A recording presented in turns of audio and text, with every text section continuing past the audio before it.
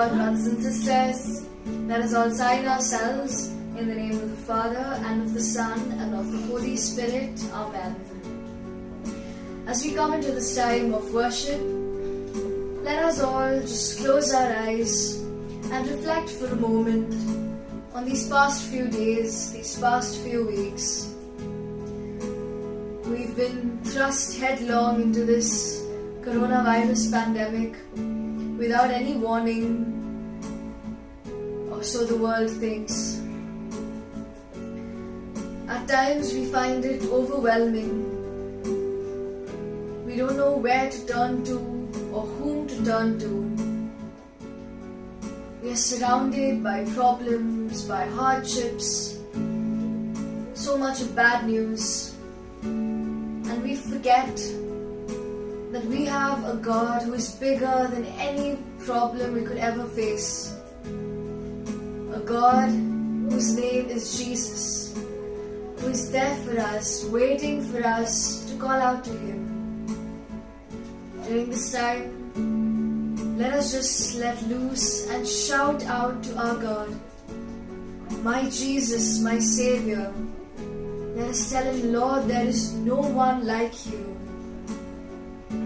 Let us all say, call to Him, "My Jesus, You are my Savior."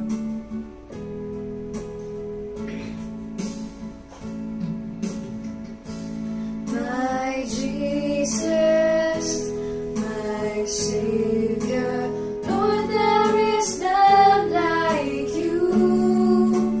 All of my days, I want to praise the wonders of Your mighty love. You're my comfort, my comfort, my shelter, tower of refuge and strength. Let every breath, all that I am, never cease to worship You. Shout to the Lord, shout to the Lord, all the earth, let us sing. Power and majesty, praise to the King. Mountains bow down and the seas will roar at the sound of Your name. And I sing for joy at the work of Your hands. Forever I love You, forever I'll stand. Nothing compares. Nothing compares to the promise I have in You.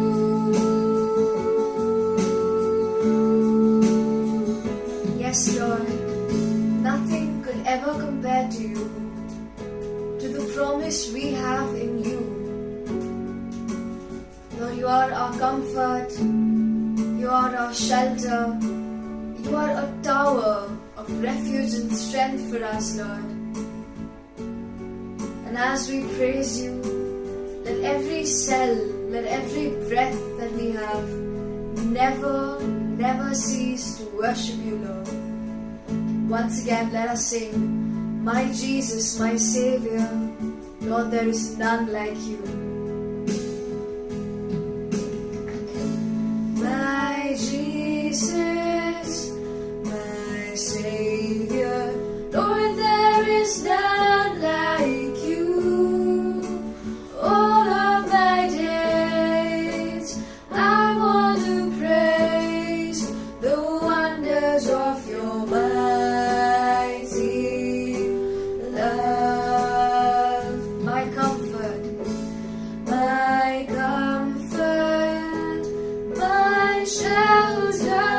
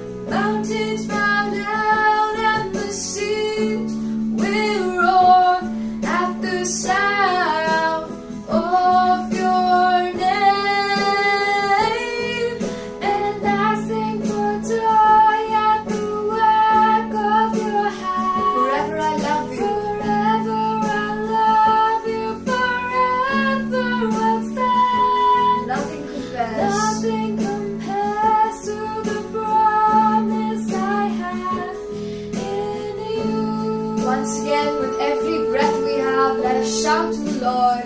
Everybody, shout to the Lord, all the earth. Let us sing power and majesty, power and majesty. Praise to the King. Mountains bow down and the seas will roar at the sound of your name. I sing for joy at the work of your hands forever.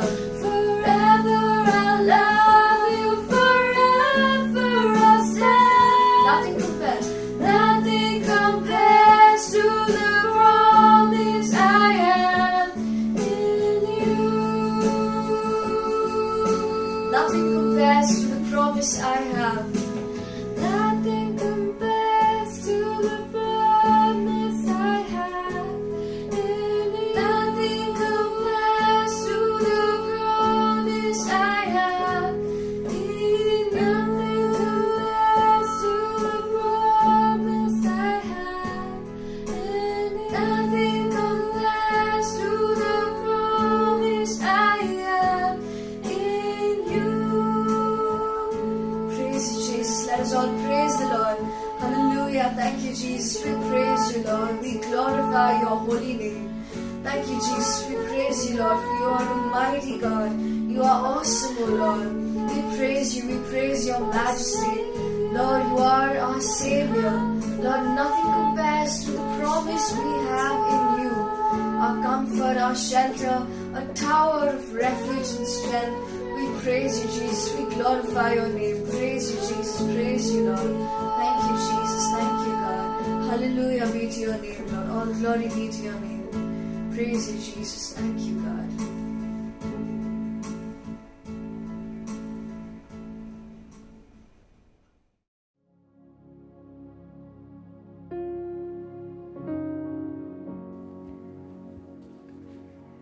Praise the Lord.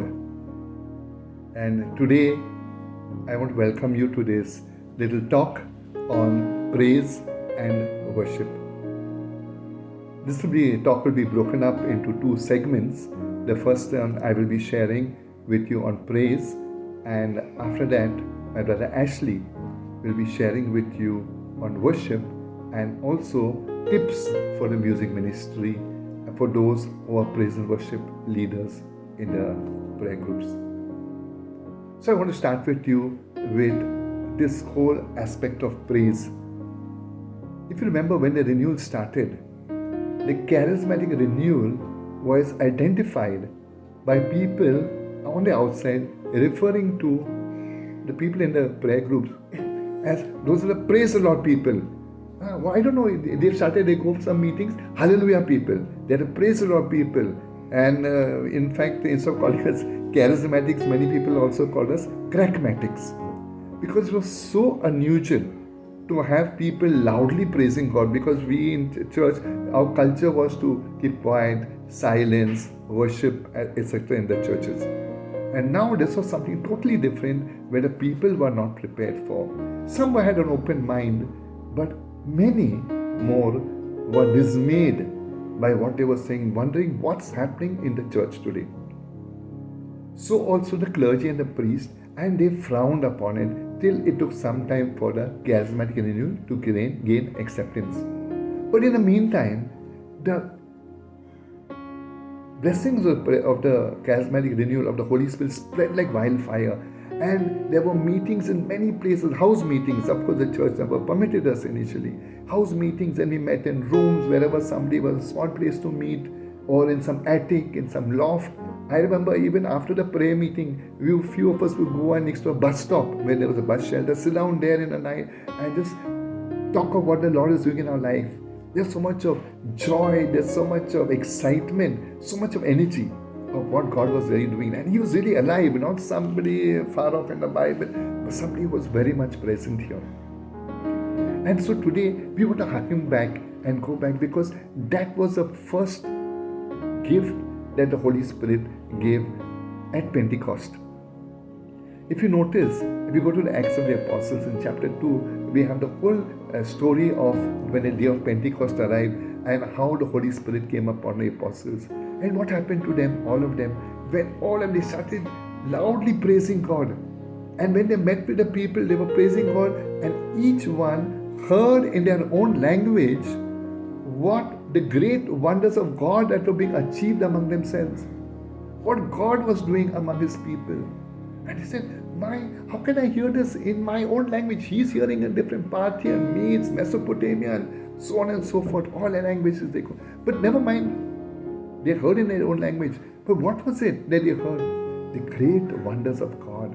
And so on that day, when the church was born, the first cry of the infant church, of the baby church, was the cry of praise. So somehow, don't ask me why, but it was part of God's divine plan and divine wisdom to first usher in the birth of His church through a prayer of praise. And that is so important. And we will see as we continue that praise has been an integral part of the charismatic renewal. So much so that all our prayer meetings start with a time of praise.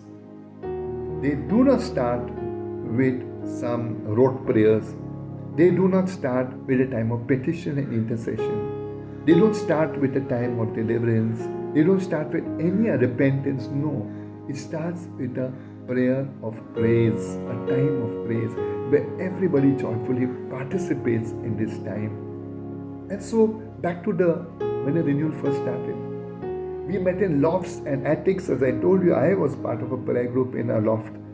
And there were no chairs. We sat on the floor and cross-legged, and we made a joyful noise unto the Lord. So whether it was clapping, whether it was slapping our thighs, whatever, we made a loud sound, with joyful sound, exuberant. There was so much of energy, so much of joy among everybody.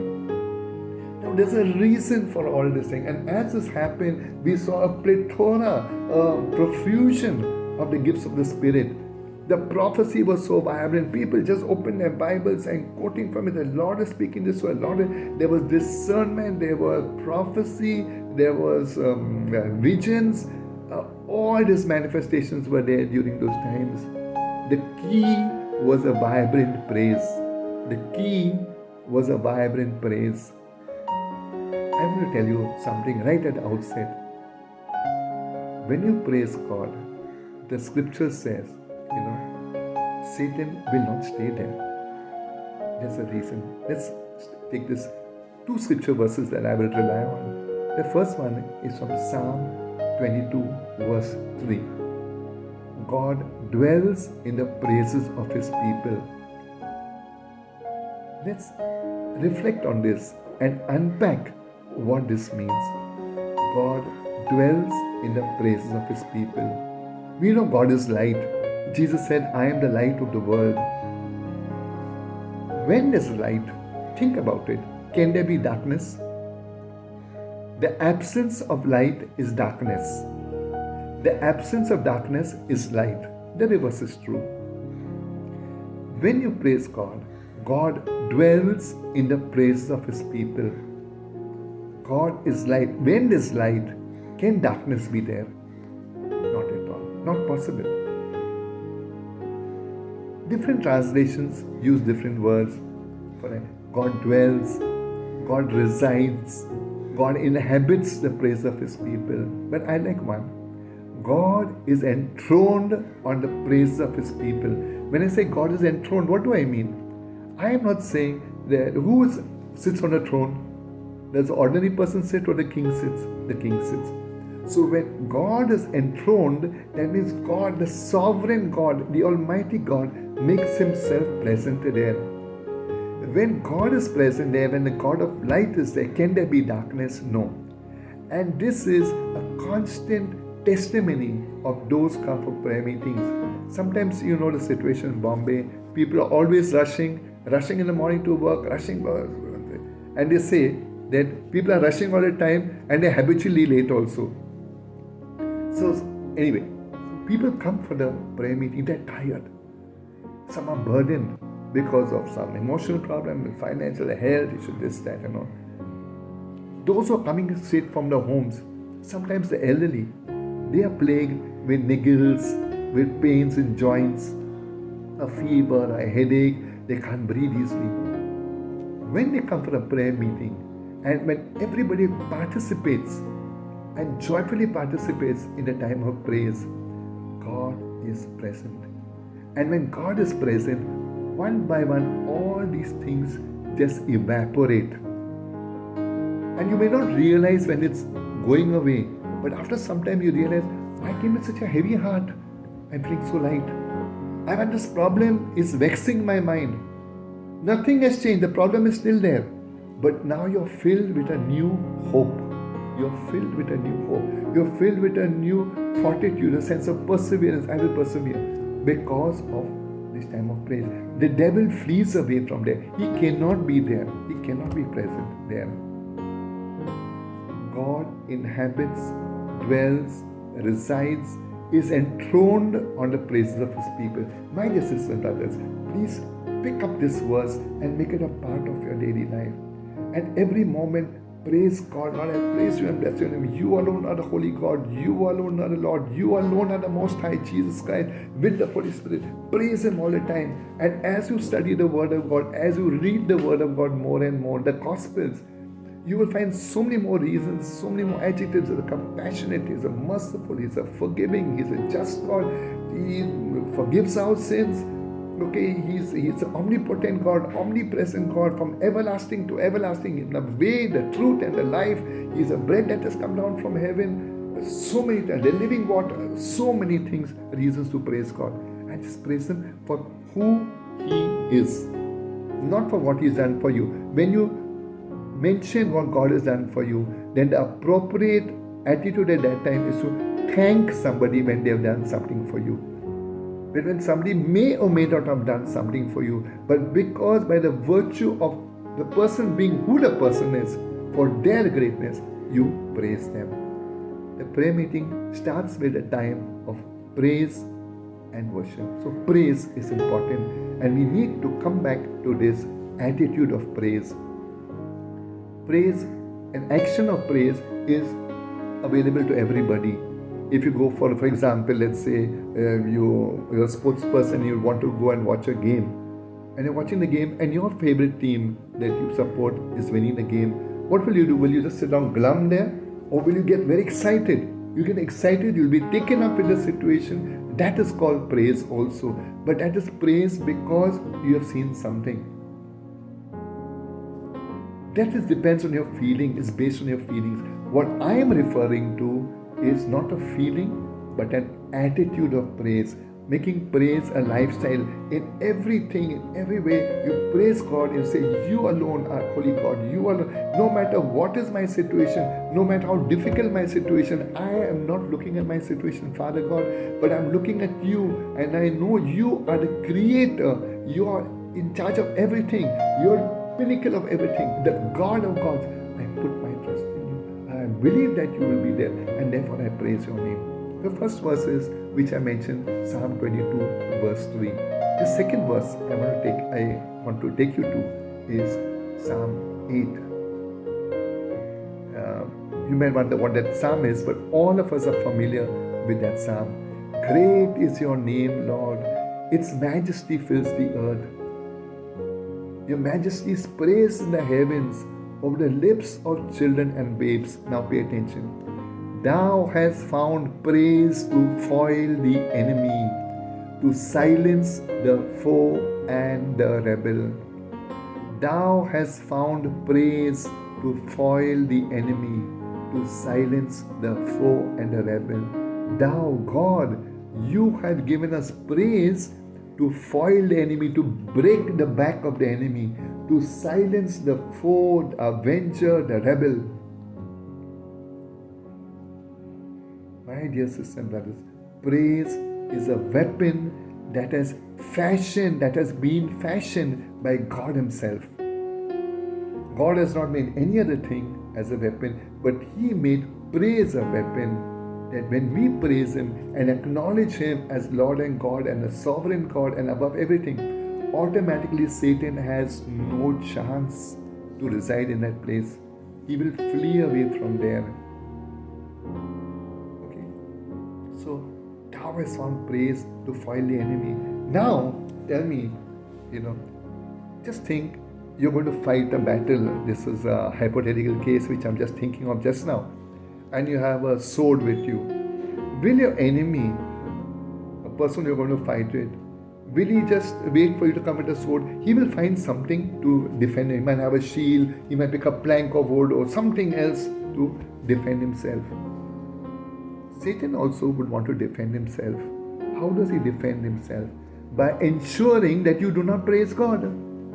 By ensuring that you do not praise God. So he's made you compromise. He's made you feel that you're praising God. But in actuality, you are not praising God. And so we have substituted over the years, we have substituted praise with saying thank you. Thanks is not the same as praise. When I say thank you, I'm thanking God for something that He has done for me. There's good manners. It means you've been brought up well, your parents, your teachers have taught you well. Somebody does something for you, you say thank you. What if a great person has not done anything for you? So then you will not praise that person. Let's say there's a great pianist. Okay, you asked him, he's your neighbor, and you've asked him for something, and he's not given it to you. Maybe you had some friends over, and you said, "See, I request some little sugar for my friends. I'm embarrassed." He said, "No, I'm not giving you." But next day you go for a concert where he's playing, and he plays a brilliant piece. Will you clap your hands and applaud him, or you say, "No, you didn't give me sugar. I will not praise you." It's got no sense. So the more you think about it, it's not apparent at first, but later on it will be very clear to you that thanksgiving is no substitute for praise. Okay, so you need to apply your mind to finding out all the more and more reasons to praise God.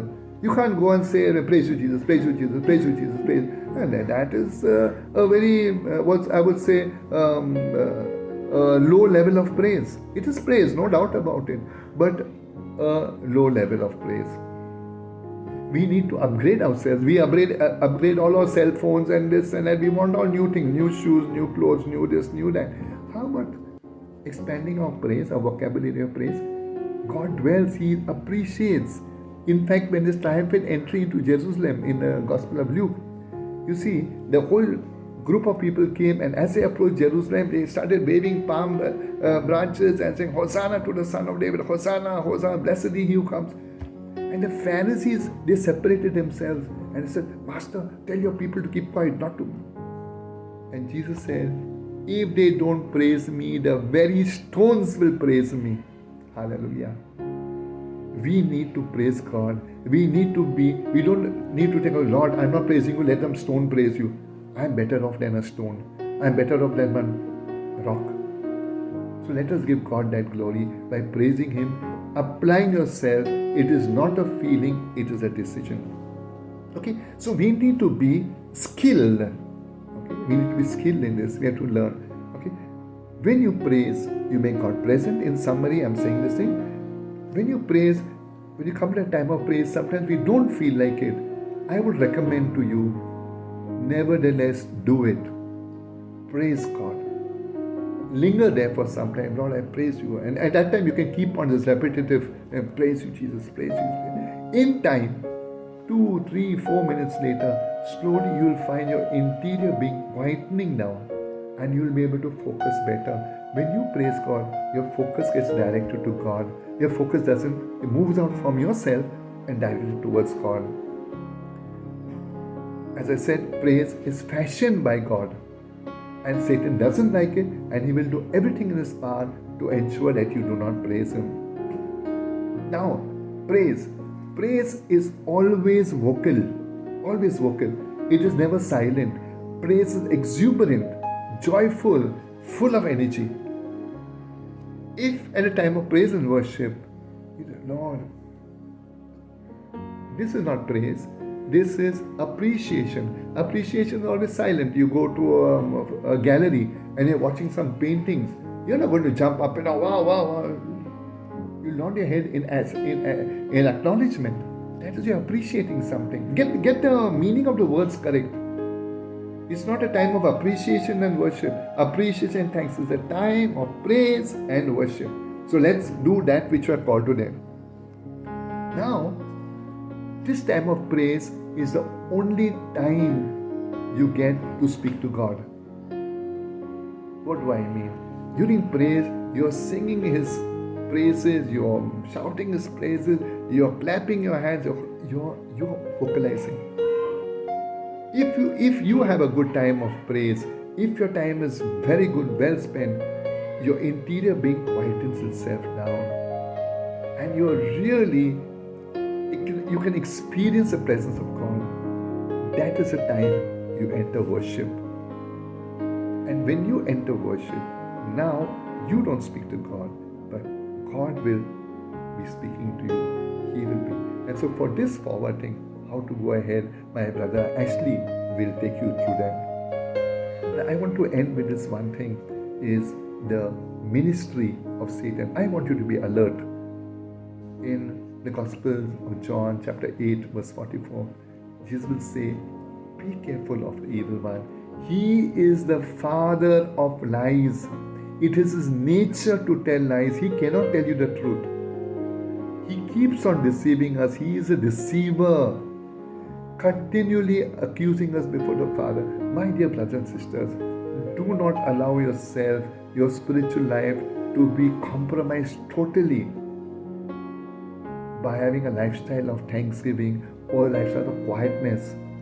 When the Holy Spirit comes, He will churn your life and enable you to do good things. Let us not start well. In the book of Galatians, Paul tells the Galatians, O foolish Galatians, who has bewitched you? Having started in the Spirit, are you now ending in the flesh? God has given us a second chance through the charismatic renewal. The first time is at our baptism at birth. He filled us with His Holy Spirit. Now, through the charismatic renewal, He has stirred those baptismal graces that were given to us, and He's given us boldness. He's given us gifts of His Spirit. He's given us the gift of praise. So let us not waste these things. All these gifts will become real in our lives if we cooperate. I pray that today you will make a decision in your mind and heart to cooperate with God's graces and really give yourself, irrespective of whether the person in the next seat is praising God or not. You don't worry about that person.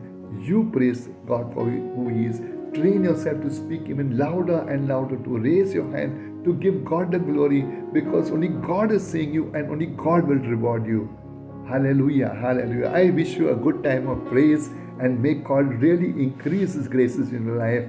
Hallelujah. And in the style of the charismatic, praise the Lord. Amen. I'm Saint Lawrence. If you want to grow spiritually and know more about Jesus and His teachings, please subscribe to the channel. I'm Saint Bonaventure, and if you enjoyed and learned something new, then please press the like button. I'm Saint Philomena, and I want you to please share this video with your family, friends, and all your WhatsApp groups. I am Saint Thomas of Villanova, and I want you all to comment a word or a scripture touch you the most watching this video. Hi friends, I am Saint Monica, and today I want to encourage you all to press the bell icon mentioned here below in order to get notified about every new spiritual content on this channel. Stay safe, stay blessed, stay connected.